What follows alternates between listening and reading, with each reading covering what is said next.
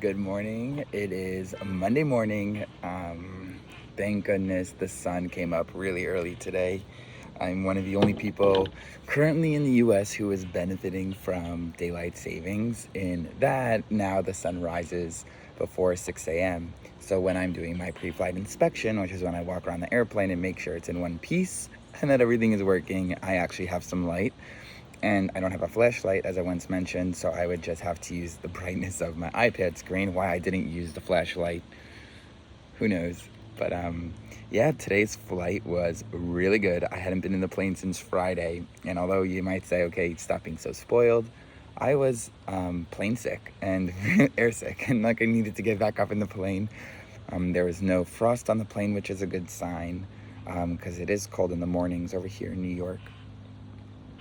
We did some procedures today, so we did a northeast departure.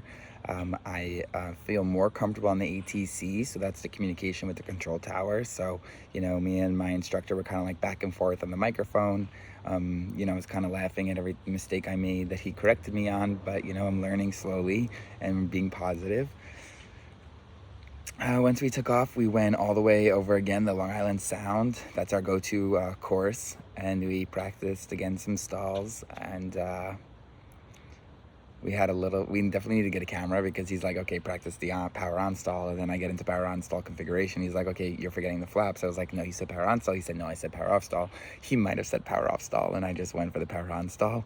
But anyways, everything went really well. One of the things that I definitely need to improve on is maintaining a heading. So that's the actual number direction that you're going in. So for example, you might be going west, east, north, or my instructor might say like maintain a heading of 180, which means I got to stay on my heading indicator at 180. And when you're slowing down and the plane tends to veer to the right, just from like a natural tendency, I quickly forget that I should also be paying attention to that heading indicator, not only, my airspeed and the pitch of the airplane. So I got to work on that a little bit.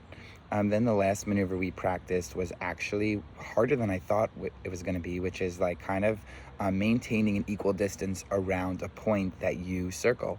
So we picked a house, and I feel very bad for that house because at 7 a.m., or maybe it was even earlier, with a very loud engine 1,000 feet off the ground, we were like doing circles above it.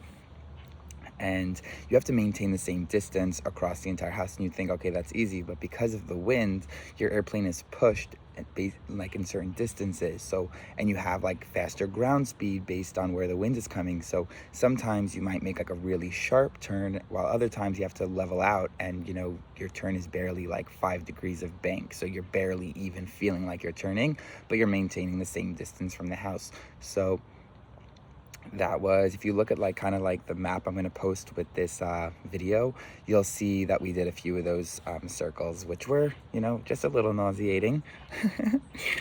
We practiced also some flight maneuvers, like some emergency procedures where I actually closed my eyes, and then I put on these glasses that are totally blacked out, and all I can see when I'm wearing them is the instrument panel. So I will close my eyes, and my instructor will fly the airplane in a roundabout way, so that when I get my head up, I'm a little like dizzy and confused, and I have to quickly get the plane back into straight and level flight. So whether that's like diving at an angle, or maybe that's like going upwards really fast, it's kind of all or really slowly. You just have to like get your bearing really quickly after all those maneuvers, and you feel like, yes, your stomach is in your throat because he goes up and down and right and left, and he just throws the plane around. You just have to like, what's the next thing I'm going to do? Then we did touch and goes again. So we only landed 2 times, and both approaches were extremely successful on my part. I felt very confident in them. The whole time, I think I was at like the minimum altitude that you were at certain instances, and we got to my aim point. We got to the point I wanted to touch down at each time. And then the first time we landed, I felt like I rounded out, meaning I picked the nose up, like going from like the pitch to like straight and level towards the ground, like pretty nicely. But ultimately it was way too early, so of course we floated back up, and the second landing was the same situation. So I don't know how many more landings my instructor's gonna have patience for, but he's really awesome, so no complaints. Otherwise, What's going on with ground school? So ground school is interesting because it's actually a lot more work than I expected. And this past weekend I went upstate with some friends, and generally because I work a full-time job during the day, and usually, I'm at my computer from 8 a.m. to, 6:30, and then when I sign off, I want to go to the gym, and then it's 8:20, and then I got to wake up the next morning at 4:15, so I got to get to bed at 9. And you hear an airplane coming. I barely have time for ground school during the week, so this past weekend I felt a little weak because I didn't really spend so much time on my ground school. I'm gonna let that plane pass. Where are the noise abatement laws? I'm kidding. Anyways, yeah, so this past weekend I didn't do too much ground school. I basically just when I had a few minutes and I was waiting for my friends, to finish cooking, or we were cleaning up, I sat down with my iPad and did some practice questions. But I am up to the last section of the first grouping of lessons. There are 3 groupings of lessons, and in the first section there are 4 different sections, so I'm on the last one. And hopefully when I finish this, we're going to prepare really for the solo flight, which is when I'll fly by myself.